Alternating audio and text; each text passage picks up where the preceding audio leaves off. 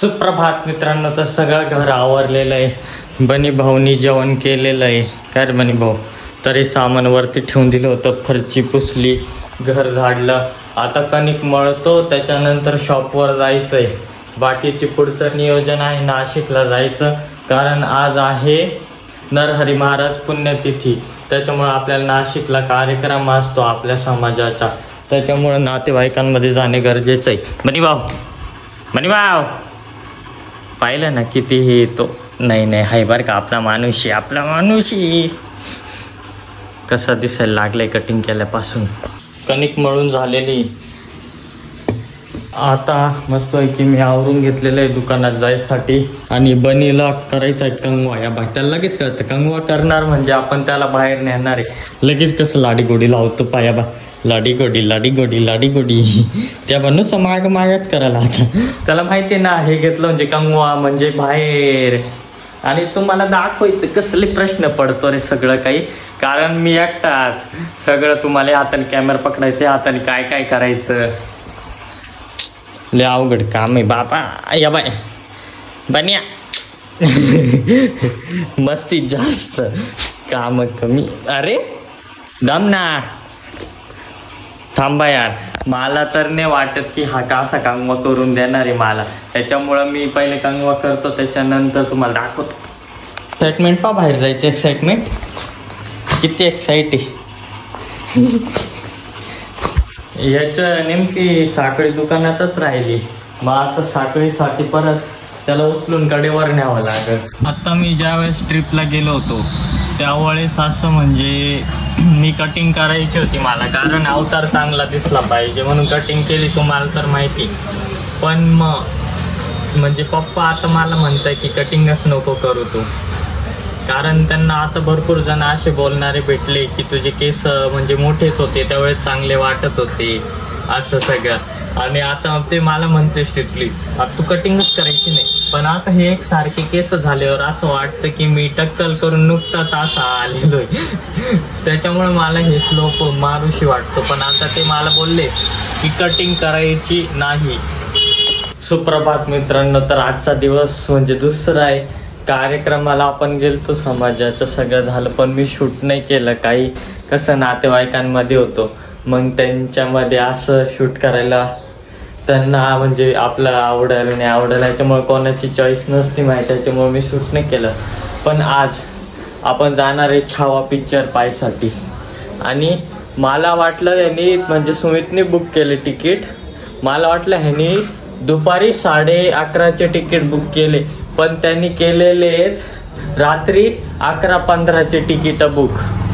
तर AM PM मी पाहिलं नाही. अरे यार हॉर्न नका वाजू यार, ब्लॉग बनतोय. तर मग तिकीट त्यांनी हे केले रात्रीचे बुक केलेले. आणि पप्पांना तर असं वाटतंय की मी म्हणजे 11:30ला पिक्चरला जाणार आहे आणि संध्याकाळी येणार आहे, पण आता पिक्चरच रात्रीचा आहे. मग आता त्यांना फोन करून कन्फ्युजन दूर करावं लागेल. आता मी आलेलो आहे गंगेवर बसलोय. मी नेहमी नाशिकला आल्यावर गंगेवर येतो आणि बसून घेतो.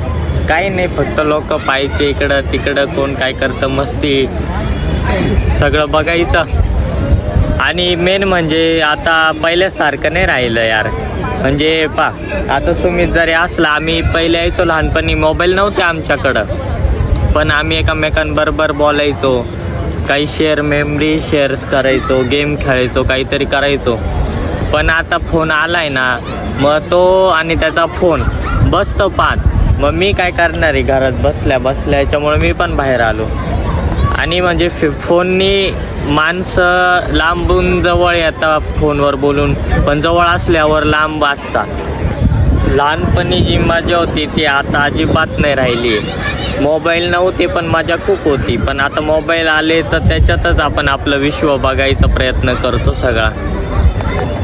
तुम्ही देखील असं करत असाल की जर कोणी आलेलं आहे तुमच्याशी बोलतंय किंवा कोणी म्हणजे असं आहे, पण मग तुमचं लक्ष पूर्ण फोनमध्येच आहे, तुम्ही त्याच्यातच गुंतलेले की रील्स स्क्रोल करताय दिवसभर. अरे काय चालू आहे?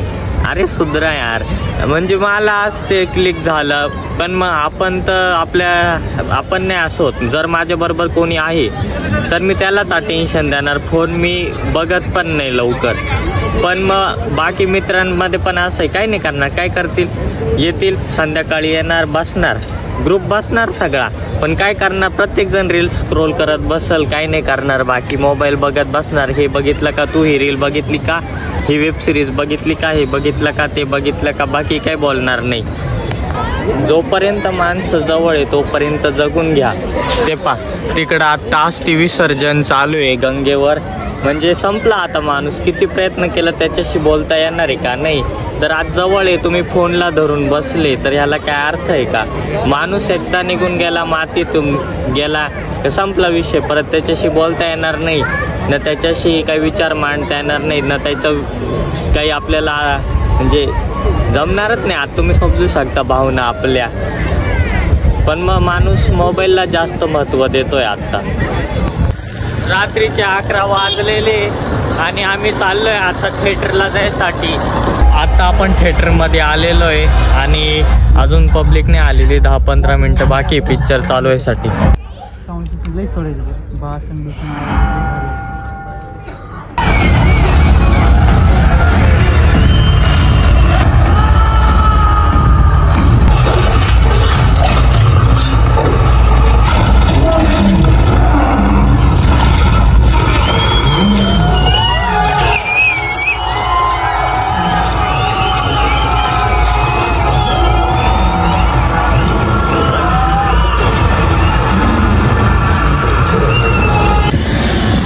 पिक्चर पाहिलेला आहे, झाला आहे.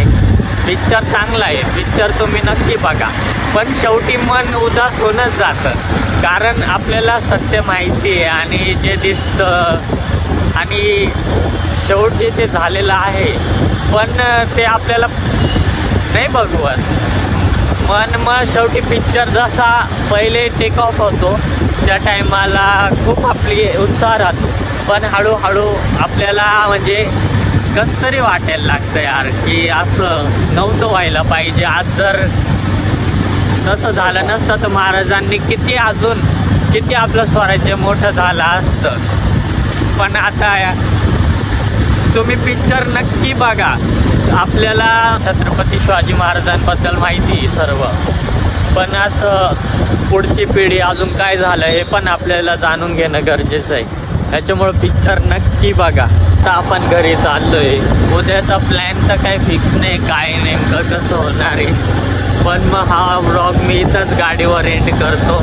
जर तुम्हाला व्हिडिओ आवडले असेल तर लाईक करा आणि चॅनलवर नवीन असेल तर सबस्क्राईब करा. तुमच्या भावाला पुढे न्या. भावांना कसं मराठी माणूस आहे, मराठी ब्लॉग बनवायचा प्रयत्न करतोय.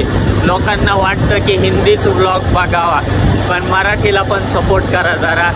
आता एकच बोलल, छत्रपती शिवाजी महाराज की जय, छत्रपती संभाजी महाराज की जय. तर तुम्हाला व्हिडिओ आवडला असेल तर लाईक करा, सबस्क्राईब करा. Thank you so much for watching. Bye. नक्की करा सबस्क्राईब आपल्या भावाला. बाय.